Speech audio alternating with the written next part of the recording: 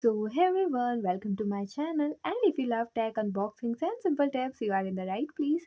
So, in today's video, I'm going to show you how to fix the JioHotstar device got logged out problem quickly and easily. So, many users of the JioHotstar app are facing this issue where the account logs out automatically, shows session expired, or asks to log in again and again. So, let's fix it step by step. So, firstly, check internet connection and make sure your internet connection is stable. Switch between Wi Fi and mobile data once and try again. Now, open the Settings app, scroll down and click on the Apps option. Now click on JioHotstar app. Now click on Storage and Cache. Tap on Clear Cache. After this, tap on Clear Storage. Tap on Delete. Now go back to the previous page and click on Force Stop. Click on OK.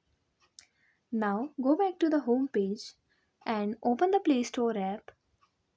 And now at the bottom, tap on the search icon and search for JioHotstar and update it if not. And yeah, lastly, restart your mobile phone once. And yeah, that's it. And if you find the information given in the video helpful, please like the video, subscribe to the channel, and press the bell icon for more updates. Thank you.